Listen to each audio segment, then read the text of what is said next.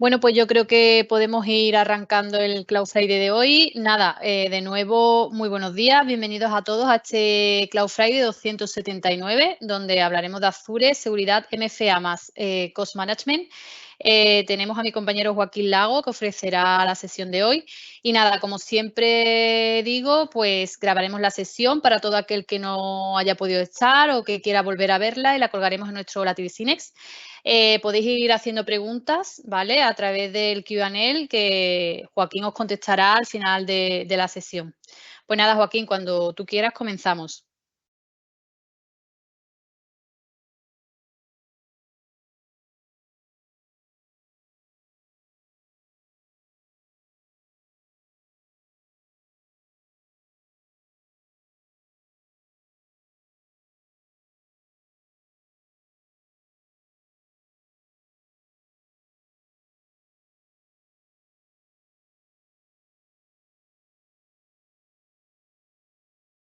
Joaquín, no sé si estás hablando, pero no te escuchamos. Estás con el mute.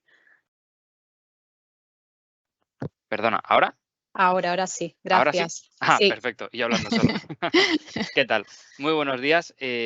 Como ha comentado mi compañera Laura, vamos a hablar un poco de seguridad hoy, ¿de acuerdo? Es viernes, hace calor, así que vamos a intentarlo darle un poco de alegría y de agilidad, ¿vale?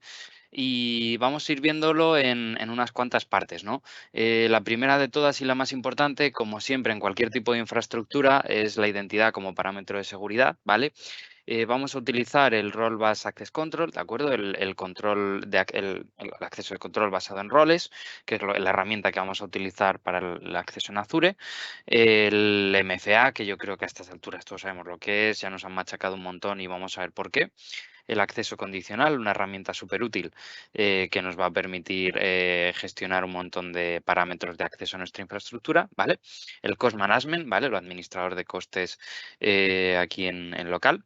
Y vamos a ver muy brevemente una herramienta que ponemos de forma gratuita a vuestra disposición, ¿de acuerdo? A todos los partners de TD Synnex, que os va a echar un cable a configurar todos los parámetros que hemos mencionado antes, ¿vale? Bueno, pues sin más, vamos a empezar con el primer punto, ¿no? Que es la identidad como parámetro de seguridad. Pues básicamente es lo que implica, ¿no? Que la identidad es el primer valor que tenemos que trabajar y que tenemos que ser conscientes de que es el mayor filtro primario de seguridad que tenemos en toda nuestra infraestructura. Y en el caso de la nube es exactamente igual, ¿de acuerdo? Muchas veces quizá pequemos de dejar todo en manos del cloud, es decir, bueno, si estoy en Azure, en AWS, en cualquier otro clouder, estoy tranquilo porque sé que está todo securizado. Yo tengo mi usuario, yo entro y ya está. No es del todo así, ¿de acuerdo? De la misma forma en que nosotros securizamos nuestra infraestructura on-premise, nuestra infraestructura local, es decir, que protegemos a los usuarios y les damos formaciones de seguridad, anti-phishing, y no compartas tu usuario y no dejes la contraseña puesta en el monitor, por favor, cámbiala de vez en cuando, no utilices la misma para todo. Este tipo de cosas siempre rondan en base a la identidad, ¿no? Y la parte cloud, pues es lo mismo. El principal factor de seguridad que tenemos, la primera valla, es la identidad. Y la identidad es lo que nos permite gestionar la identidad de una forma adecuada, ¿vale? Nos permite administrar un montón de cosas eficazmente, ¿vale? Podemos administrar la autenticación, la autorización y la auditación, que son tres parámetros súper importantes, ¿vale? ¿Y por qué nos va a facilitar la vida si tenemos una estructura coherente de seguridad basada en la identidad? Pues porque si tenemos que asegurarnos de que un usuario tenga acceso a X cosas, si lo tenemos estructurado de una forma coherente en base a grupos, en base a roles, etcétera, etcétera, etcétera, nos va a resultar mucho más fácil gestionar esa autenticación de su usuario, ¿no? Y la forma en la que autorizamos esa validación del usuario. Es decir, quién tiene acceso, a qué tiene acceso y de qué forma tiene acceso, ¿vale? Y por supuesto, la auditación nos va a hacer la vida mucho más fácil si tenemos una estructura coherente de seguridad basada en identidad, es decir, si tenemos una escala de grupos, cada grupo con sus roles, con sus etiquetas de seguridad, con sus parámetros, etcétera, etcétera, con sus conditional access puestos por detrás, pues vamos a tener una infraestructura muchísimo más fuerte y auditarla va a ser mucho más fácil porque va a ser qué grupo tiene acceso a qué, qué condiciones tengo determinantes para acceder según este grupo, etcétera, etcétera, etcétera. Pues eso nos va a hacer la vida muchísimo más fácil, ¿no? Y os voy a poner un esquema muy sencillo de lo que es una identificación, ¿no? En Azure, por ejemplo. Sí que es verdad, ahora vamos a entrar con el tema del MFA un poquito más adelante, ¿vale? Pero es súper importante que seamos conscientes de los procesos que contiene una identificación y cuáles de ellos son vulnerables. Y es importante que lo sepamos porque es precisamente el mayor target, ¿no? La autenticación. Y muchas veces el MFA sí que es cierto que nos quita el porcentaje real, ¿de acuerdo? No es un porcentaje de estos marketingianos de el 99,9% de los ataques, no, es un porcentaje real el nivel, la cantidad de ataques que nos quita de en medio habilitar el MFA en nuestra infraestructura. Pero sin embargo, hay acciones que nos permitirían saltarnos en MFA, ¿de acuerdo? Son acciones muy complicadas que requieren una situación previa estudiada, perdón, un targeting muy fuerte de nuestra infraestructura y de nuestra seguridad para poder saltarse el MFA, ¿de acuerdo? Entonces, lo que estamos imponiendo es un requisito de seguridad de nuestra infraestructura que no sea tan fácil saltarse ese proceso de identificación, ¿no? Que es verdad que pueden secuestrar el token de inicio de sesión a través de un man in the middle previamente lanzado, etcétera, etcétera. Sí, es posible hacerlo, ¿de acuerdo? No hay ningún sistema de seguridad 100% infalible, no existe. Pero es verdad que el 99, no sé cuántos por ciento de ataques nos lo vamos a quitar. Y es un puntazo importante, ¿de acuerdo? Nos va a hacer la vida más fácil, a nivel de seguridad es imprescindible, ya os contaré por qué cuando empecemos con el MFA, ¿de acuerdo? Y cómo funciona, pero para que tengamos en cuenta la importancia del proceso de identificación, ¿de acuerdo? Ahora vamos a ir con la parte del Role Based Access Control, ¿de acuerdo? Que es el acceso basado en roles, ¿vale? Tenemos unos cuantos escalones en Azure, ¿de acuerdo? Y tenemos al igual unos cuantos roles principales o los que más vamos a utilizar o los más comunes, ¿no? Luego, dependiendo de la tecnología que utilicemos y la infraestructura que tengamos, tenemos un montón de roles ya prediseñados para cada tecnología, ¿de acuerdo? Si queremos que solo administre máquinas virtuales de X forma se puede hacer, de copias de seguridad, de virtual desktop, de redes, hay un montón de roles predefinidos ya por Microsoft que nos van a permitir asignar el rol más adecuado a cada usuario en base a la función que vaya a hacer en nuestra infraestructura. Y los tres principales, digamos, los tres que vamos a utilizar son el contributor, el owner y el reader, ¿de acuerdo? Que yo creo que por intuición podemos imaginar lo que hace cada cosa. Sí que es verdad que el owner tiene una puntualización un poquito especial, ¿de acuerdo? Como os estaréis imaginando, el de propietario es el más delicado de todos y por consecuente es el que menos tendríamos que asignar o el que menos usuarios tendrían que tener, ¿de acuerdo? Y vamos a explicar a qué niveles se aplican estos roles, ¿no? Sabemos que en Azure la raíz de nuestra organización, de nuestra infraestructura, es el tenant, ¿de acuerdo? O el inquilino, según estudiamos la documentación en español e inglés. El tenant es la raíz de toda nuestra infraestructura. Y dentro de ese tenant en el que se comparte todo lo que tenga que ver con nuestra infraestructura, es decir, la parte de 365 también está dentro del mismo tenant, se contempla del mismo tenant, toda nuestra infraestructura se aglomera dentro del mismo tenant, no tiene por qué, pero normalmente sí. Y ahora vamos a meternos en la parte de Azure, ¿no? Que no tienen por qué tocarse las dos partes, están dentro del mismo tenant, pero son cosas distintas, ¿de acuerdo? Y no tienen por qué tocarse. Entonces, la parte de Azure seguimos teniendo más escalones hacia abajo. A nivel de tenant tenemos el siguiente para abajo las suscripciones, ¿de acuerdo? Que son el siguiente peldaño de containerización, digamos, ¿de acuerdo? Tenemos cajas y esta es la siguiente más grande después del tenant. El tenant es la caja más grande, la suscripción es la siguiente caja que entra dentro de esa caja, como una matriosca, y después de las suscripciones tenemos los grupos de recursos, ¿de acuerdo? Las suscripciones están todas al mismo nivel. Luego veremos, esto ya es otro tema, ¿de acuerdo? Ya no entra dentro del tema de seguridad, pero podemos esquematizar suscripciones dentro de grupos con jerarquías distintas, que son los grupos de administración, ¿de acuerdo? Pero vamos a ceñirnos en un infra estándar normal, ¿vale? Tenemos las suscripciones al mismo nivel y dentro de esas suscripciones es donde nosotros creamos nuestros grupos de recursos, que los grupos de recursos son los que finalmente contienen los recursos. ¿De acuerdo? Ese es el esquema. Tenemos tenant, tenemos suscripciones, tenemos grupos de recursos y tenemos recursos. Bien, pues a través del IAM de Azure, ¿vale? De acuerdo, del Role Bus Access Control, dentro del panel tenemos un apartado en cada uno de estos peldaños, que es el IAM, ¿de acuerdo? Que nos va a permitir aplicar roles a usuarios en los 3 peldaños, ¿de acuerdo? A nivel de root de Active Directory, perdón, de Active Directory, sí, en el tenant también podemos aplicar roles, ¿vale? Que no tienen por qué ser los mismos que en la suscripción, ¿de acuerdo? Aquí de nuevo tenemos que hacer otra división. Tenemos roles de Azure Active Directory y tenemos roles de Azure como tal de los recursos, ¿de acuerdo? A nivel de suscripción, que no son los mismos y se utilizan para cosas también distintas, ¿de acuerdo? Podemos tener un rol en un usuario que solo trabaje con el Active Directory, yo qué sé, para gestionar el MFA, para gestionar las actividades de los usuarios, los sitios de contraseñas, lo que sea. Entonces, podemos dejar ese usuario en la parte de Active Directory y que no tenga por qué tocar nada de la parte de los recursos de Azure como tal, ¿de acuerdo? Entonces ahí tenemos que hacer otra pequeña vertiente. Ahora lo vamos a ver me he preparado un esquemita que vais a verlo más claramente, ¿de acuerdo? Al final de esta parte.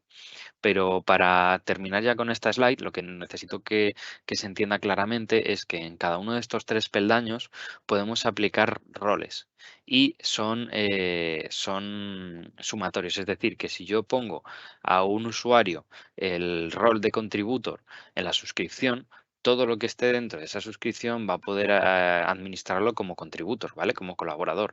Si lo asigno como owner, lo mismo. Y si lo asigno como reader, lo mismo. Es decir, que si le asigno el rol de contributor a nivel de grupo de recursos, ya no va a gestionar todo lo que haya dentro de la suscripción, sino que va a gestionar solo lo que haya dentro de ese grupo de recursos, ¿de acuerdo? Entonces ahí vamos afinando un poquito más y cerrando puertas y minimizando el impacto del usuario en nuestra infraestructura. Si solo tiene que trabajar con determinada serie de recursos que se contenerizan en un par de grupos, pues podemos darle acceso a esos grupos y no tiene por qué gestionar la suscripción entera, ¿de acuerdo? Incluso podríamos hilar más fino y darle acceso a recursos concretos, ¿de acuerdo? Podríamos aplicar estos 3 roles en estos 3 niveles, ¿de acuerdo?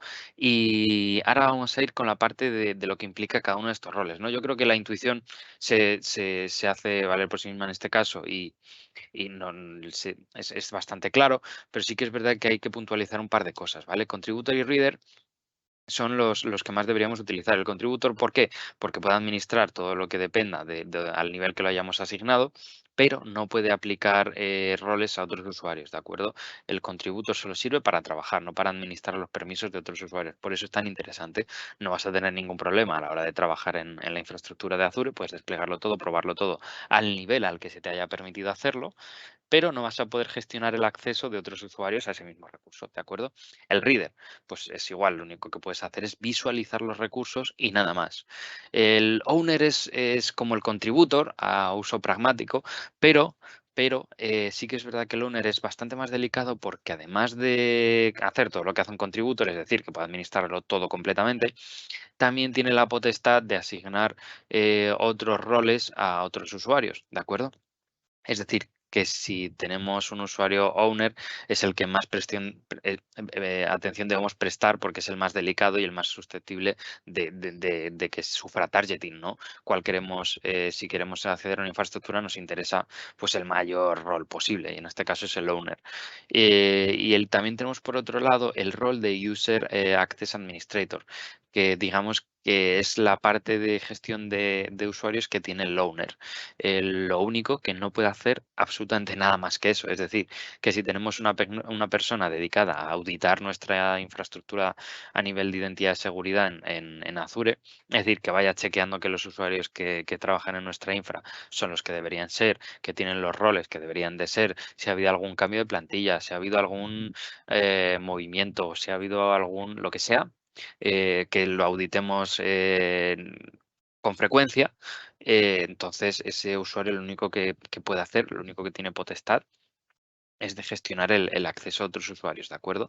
A diferencia del owner que hace eso y gestiona todo como si fuese el contributor, ¿de acuerdo? Por eso deberíamos centrarnos principalmente en el rol contributor o incluso en el rol reader si realmente no necesita tocar, ¿de acuerdo? Por ejemplo, si tenemos una infraestructura de Azure Backup y lo único que necesitamos es que se asegure de que el backup se ha hecho bien, de que está todo en orden, de que no ha saltado ningún error, de cuándo se ha lanzado el último, etcétera, etcétera, etcétera, pues podemos asignar el rol de reader para que solo tenga potestad de visualizar el estado de ese servicio, ¿no? Y aquí lo vemos un poquito más, más claro, ¿vale? En esta tabla, el tema que os comentaba antes de quién tiene acceso a qué y de qué forma. También me gusta esta slide porque se ve el tema de los management groups, que es lo que os he comentado antes, ¿no? Los grupos de administración, que son una, digamos, identidad. Son como un grupo de identidad en el que nosotros podemos meter suscripciones y organizar jerarquías, ¿no? Es decir, que contengan más peldaños a nivel de suscripción. Entonces nos permite más granularidad a la hora de gestionar los recursos. Por ejemplo, para dividirlos por departamentos, si tenemos múltiples suscripciones, por proyectos, por lo que nos interese. Nos permite mucha más granularidad. Y al final, cuanto más granularidad tenemos, pues más precisos podemos ser con la seguridad, porque si podemos separarlo todo y asignar los roles y los usuarios que deberían de estar a cada infra, pues nos va a asegurar que no hay más roles de los que debería, ¿de acuerdo? Y, por supuesto, que sepáis que si alguno de los cientos de roles que tenemos a nuestra disposición en el IAM, que hemos dicho que es la herramienta que utilizamos para el Role Based Access Control, podemos crear nuestros propios roles según nuestra necesidad, ¿de acuerdo? Esta parte es muy interesante saber que contamos con ella, ¿vale? Y para terminar con esta parte, lo que os comentaba antes, ¿de acuerdo? La última slide que teníamos para que visualicéis un poco el orden, el esquema de la infra que os comentaba antes. Tenemos el Azure Active Directory Tenant, ¿de acuerdo? Que es la parte de identidad del tenant, que no es un Active Directory local, ¿de acuerdo? Es muy importante tener esto en cuenta. Si venimos trabajando de un domain controller local que tenemos nuestro Active Directory, el Azure Active Directory no es un controlador de dominio, ¿de acuerdo?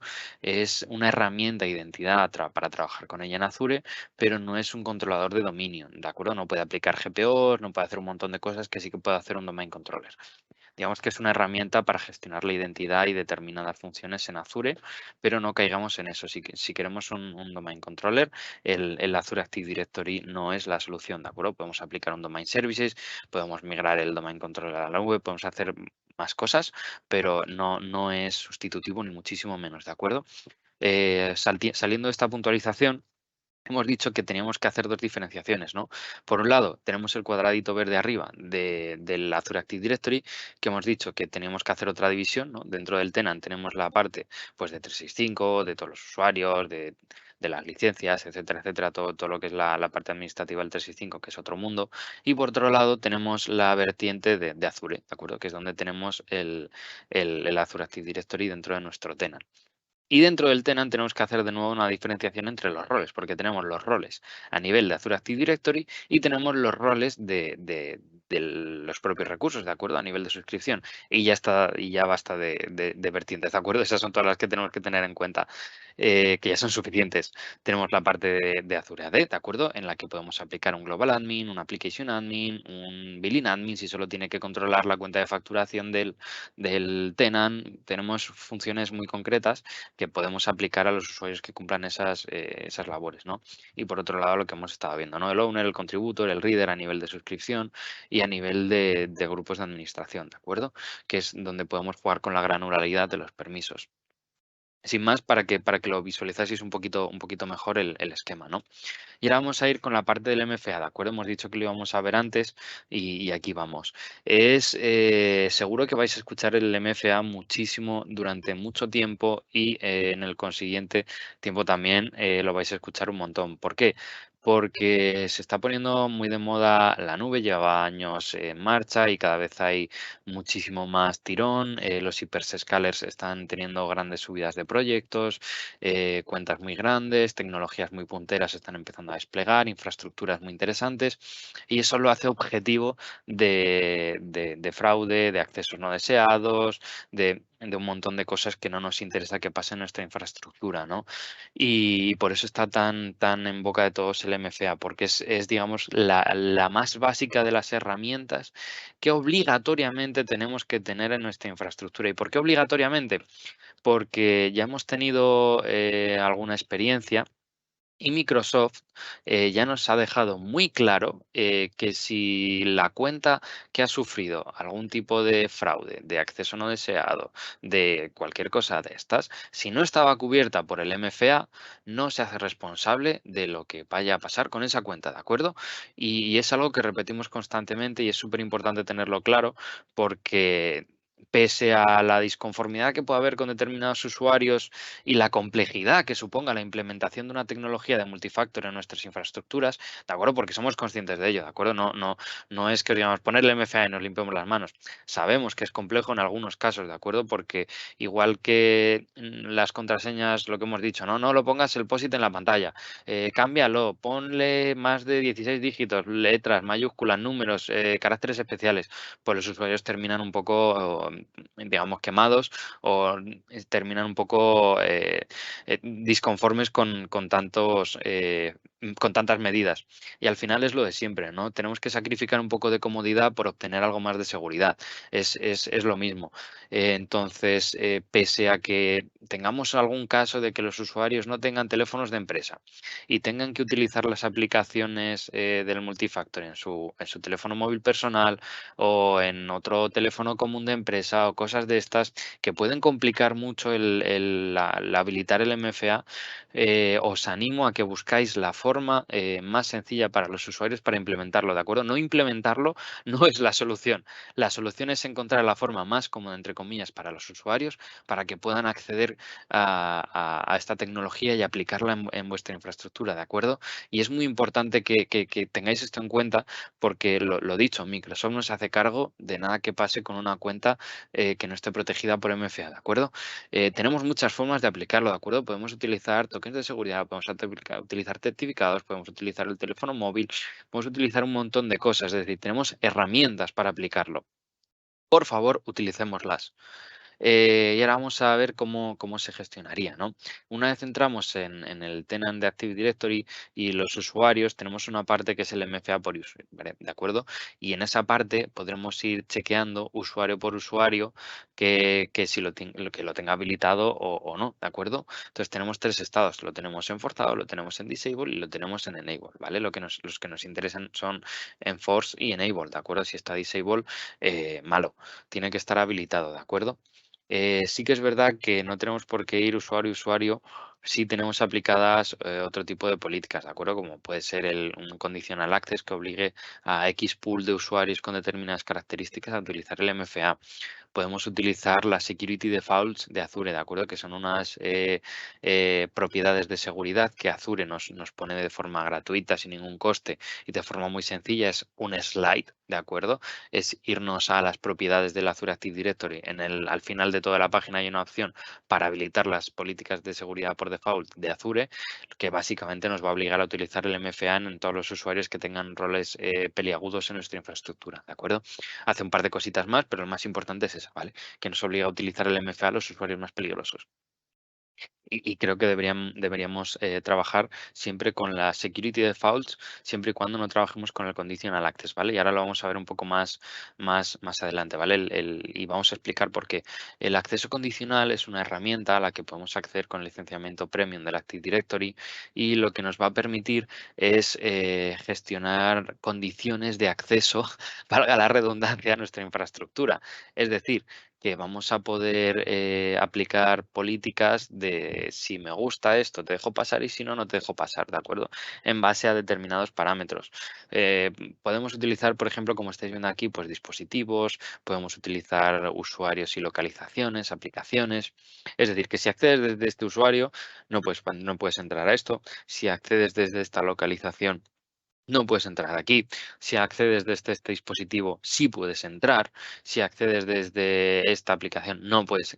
Es decir, nos permite aplicar un montón de políticas, ¿de acuerdo? Y como hemos dicho, la de en medio, si os fijáis, pone requerir MFA, que nos permite jugar con eso, ¿de acuerdo? Es decir, que si queremos que se conecte desde tal dispositivo, tienes que ponerte el MFA, ponerte con el MFA, te lo permito. Y de la misma forma nos permite bloquear el acceso, que es muy interesante porque ya no es solo una medida como el MFA de te pones el MFA y ya está. Digamos que es el siguiente nivel, ¿no? Es reactivo. Ya no es solo una medida pasiva como el MFA, sino que nos permite reaccionar activamente, proactivamente a este tipo de amenazas. Y hay un punto importante que tenemos que mencionar, ¿de acuerdo? Os he dicho antes que es muy recomendable que utilicéis la Security Defaults de Azure. Sin embargo, estas políticas de seguridad por default no son compatibles con el conditional access, ¿de acuerdo? Entonces, lo que necesitamos hacer es, si vamos a trabajar con el conditional access, que es mucho mejor trabajar con el conditional access que tener la security defaults, simplemente por la granularidad que nos permite a la hora de aplicar políticas de acceso y la reactividad que tiene la tecnología, ¿de acuerdo? Que nos avisa y reacciona automáticamente a según qué señales. Entonces, no es compatible porque aplicamos políticas que chocan con lo que es lo que establece la Security Default, ¿de acuerdo? Entonces, deshabilitamos la Security Defaults y aplicamos políticas de Conditional Access con mayor precisión y más fuertes que las de Security Defaults, ¿de acuerdo? Y eso está muy interesante. Vamos a ir a la parte de la administración de costes, que también es muy importante tenerla en cuenta, ¿de acuerdo? Si es verdad que no es una medida de seguridad como tal, pero sí que es muy interesante que tengamos un control férreo sobre nuestros gastos y la expectativa que tenemos de que se gaste para controlarlo y prevenir también, ¿de acuerdo? Digamos que es una herramienta un poco más enfocada a la prevención y al estudio, ¿de acuerdo? Y a la auditación. Bien, pues el administrador de costes, ¿de acuerdo? O el cost management, de nuevo, según cómo estudiemos la documentación de Microsoft, es una herramienta gratuita, ¿de acuerdo? Lo único que tenemos que hacer es habilitarla y lo que nos va a permitir es un estudio de los costes de nuestra infraestructura.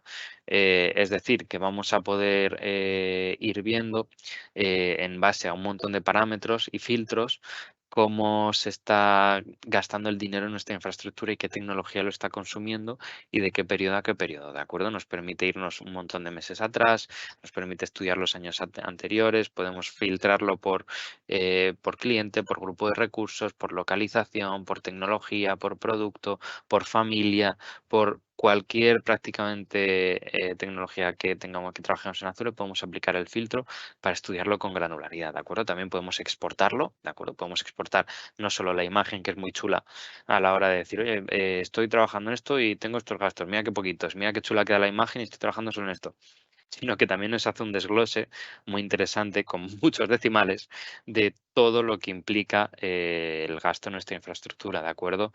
Nos va poniendo nos pone fecha, nos pone concurrencia a la tecnología, nos pone el nombre, nos pone el ID del recurso, todo, todo, todo, ¿vale? Es súper completa, súper interesante y no solo eso, ¿vale? Porque lo que vamos a ver ahora es una de las partes más interesantes que ofrece esta herramienta, que son los presupuestos, ¿vale? El cost management nos permite establecer presupuestos que no son límites, ¿de acuerdo? Digamos, no es que si llegamos a X dinero se para la producción, ¿de acuerdo? Sí que es verdad que en algunas ocasiones se ha planteado oye, yo no tengo miedo de meterme en esto porque si me pasa lo que sea en mi suscripción y empieza a gastar, a gastar, a gastar, yo no tengo la forma de pararlo. No, como tal, no es un limitador, ¿de acuerdo? No es un stopper.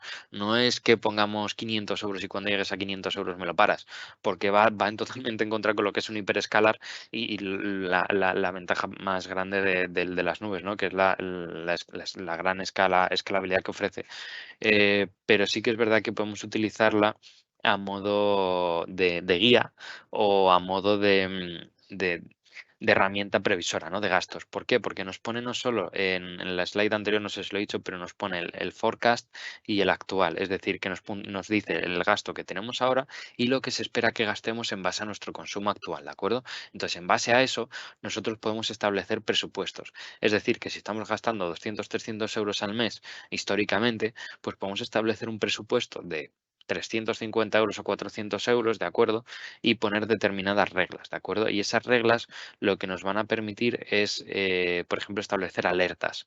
Es decir, que cuando llegues al 50% de esos 400 euros, cuando llegues a los 100 euros, me avisas y me mandas un correo, a X dirección, ¿de acuerdo? Y podemos mandar varias direcciones.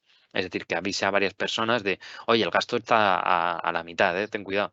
Y podemos aplicar más, es decir, que podemos aplicarlo al 50%, al 90%, al 100%, al porcentaje que más nos interese, ¿de acuerdo? Evidentemente, los más interesantes son el 50% para hacernos una idea del proyecto, de cómo va el gasto. Y al final, al 90 o al 100%, ¿de acuerdo? Si llega al 100%, malo. Entonces, bueno, si lo teníamos previsto, no, pero bueno, lo dejaría en un 80-90%, sería interesante aplicar esos porcentajes, ¿de acuerdo? Porque nos da algo más de margen de reacción. Y podemos aplicarlo a los dos parámetros, ¿de acuerdo? Podemos aplicarlo al forecast, que nos avise que el forecast hemos dicho que es lo que se espera que gastemos, o al actual, que es lo que llevamos gastado. Es decir, que podemos aplicar estas reglas de alertas tanto a nivel de estimación de gastos como de gasto real, que nos avise cuando se espere que lleguemos al 50 y cuando se espere que lleguemos al 90. Y lo mismo con el actual, ¿de acuerdo? Está interesante jugar con el actual sí o sí, ¿de acuerdo? Es decir, tu actual es este y te salta la alerta, pero aplicar al menos una de forecast también sería interesante por decir, oye, se espera que llegues a esto, está todo bien, échale un vistazo, ¿de acuerdo? Es muy interesante también aplicar una al menos de forecast, ¿de acuerdo? Y para ir terminando, ¿de acuerdo? Hemos dicho que lo íbamos a hacer ágil y así va a ser. Os voy a presentar una herramienta que es la que he comentado al principio, que es una Click to Run que Tesines pone a vuestra disposición a todos los partners de Tesines de forma gratuita, ¿de acuerdo? Que se llama SMB Fraud Defense y la podéis descargar desde el portal de StringOne.io, ¿vale? Lo que hace esta herramienta es aglomerar unas cuantas configuraciones que son las que hemos visto mayormente en esta pequeña charla, ¿no? Y vamos a ver una pequeñita demo, bueno, no es una demo, es unos cuantos slides que he sacado, que he preparado, para que podáis ver claramente lo que hace y lo sencillo que es configurarlo, ¿de acuerdo? Es decir, que si tenéis varios tenants de clientes y os está empezando a picar un poco la curiosidad oye, voy a empezar a aplicar políticas de seguridad, pero me va a quitar mucho tiempo, no tengo recursos o demás, pues es una buena idea utilizar esta herramienta, ¿de acuerdo? Sobre todo, bueno, me lo guardo para el final el consejo, ¿de acuerdo? El tip final. Vamos a ir con la Click to Run. No es una herramienta retroactiva, ¿de acuerdo? No nos da información del estado de nuestras configuraciones. Digamos que es un wizard que nos permite configurar determinados parámetros y lanzarlos a Azure. Después, desde Azure podemos modificarlos todos y cada uno de ellos, ¿de acuerdo? Podemos eliminarlos o cambiarlos, no hay ningún tipo de block del recurso por haberlo desplegado con este wizard, nada de eso. La única información que nos da del estado del tenant son las tres que estamos viendo en pantalla, ¿de acuerdo? La security default, si las tenemos habilitadas, el cost management, si lo tenemos habilitado, y si tenemos licenciamiento premium, ¿vale? ¿Por qué nos lo dice? Porque es importante, porque nos permite configurar varias políticas de conditional access desde este wizard, ¿de acuerdo? ¿Qué pasa si no tenemos licenciamiento premium? Da igual, podemos desbloquear el wizard y utilizarlo de forma gratuita. Lo único que nos vamos a saltar la parte del conditional access y ya está, ¿vale? Nada más. No hay mayor problema. Y aún así, aunque no tengamos la posibilidad de configurar el conditional access, es muy interesante utilizar este wizard y vamos a ver por qué al final, ¿vale? En la parte de policies. Bueno, lo primero de todo que tenemos que configurar es la localización, ¿de acuerdo? El nombre del grupo de recursos y en qué regir va a estar. Luego, ¡opa! Me he saltado. Luego lo que nos va a permitir es la configuración de presupuestos, ¿de acuerdo? Aquí en la slide podemos ir viéndolo todo. Después, del presupuesto, ¿de acuerdo? Que es el pantallazo que hemos visto antes en el Cost Management, pues es esa misma slide, pero más simplificada todavía. Te pone porcentajes, te pone el número que quieres establecer de presupuesto y te pone el correo, punto pelota. El Conditional Access, pues determinadas políticas de Conditional Access basadas en el MFA, por ejemplo, de usuarios con roles un poco más específicos.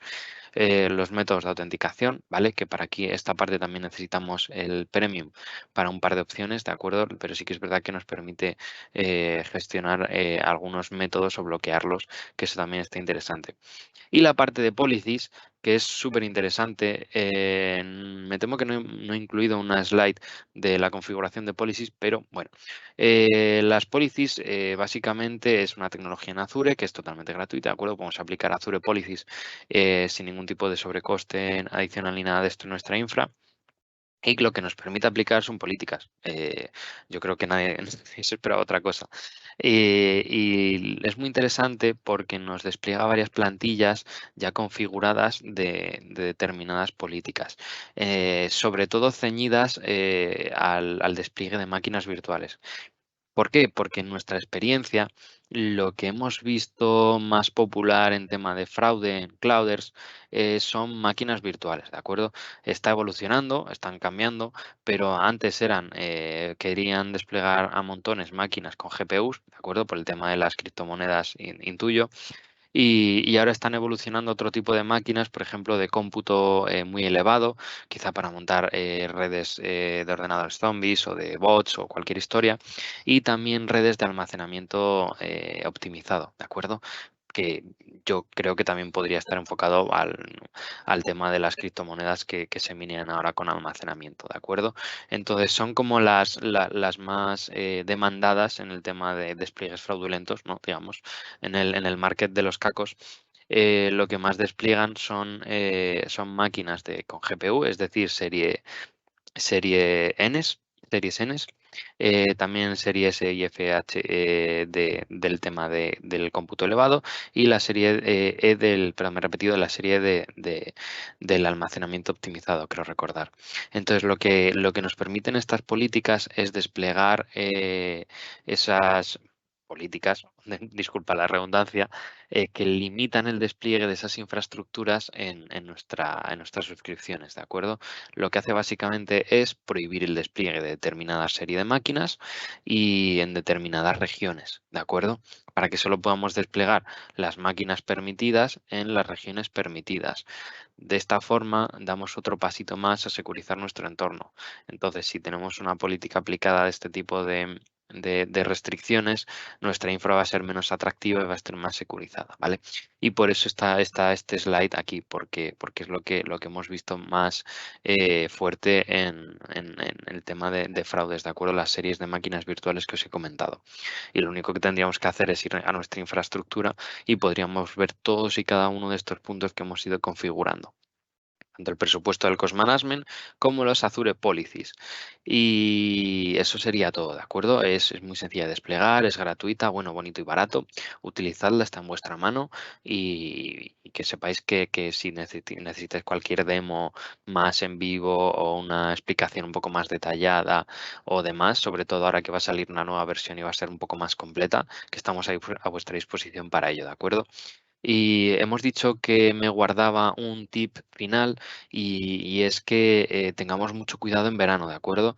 Porque la gente se va de vacaciones, hay más parones de proyectos, quizá nos desentendemos un poquito más de la infra, entonces mantengamos la alerta muy activa en este periodo, ¿de acuerdo? Porque es un periodo muy atractivo para este tipo de malas praxis, es decir, sabemos que todo el mundo está de vacaciones, que no se presta la misma atención que en otro periodo de muchísima más actividad.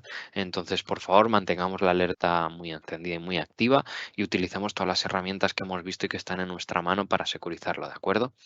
Sin más, voy a pasar a leer las preguntas si es que ha habido alguna y si no, terminamos. ¿De acuerdo? Muchísimas gracias por vuestra atención. Espero que haya sido liviano.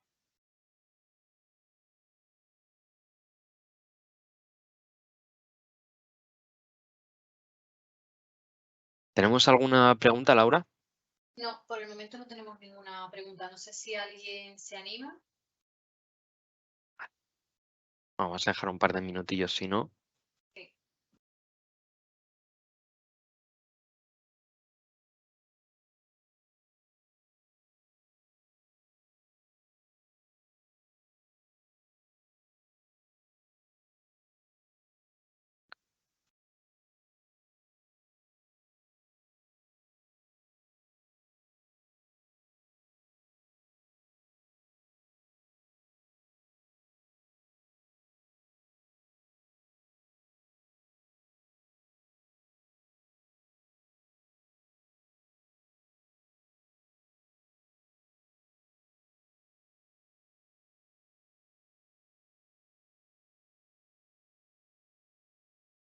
Bueno, parece que hay una, sí, Tenemos una pregunta de David. que donde se descarga la tool, ¿no? La tool se descarga desde el panel de String One Ion, ¿de acuerdo?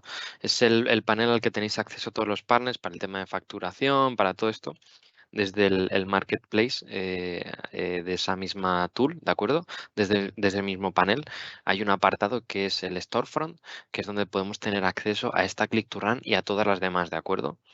Esta en concreto es la SMB Fraud Defense para Azure y no tiene ningún coste.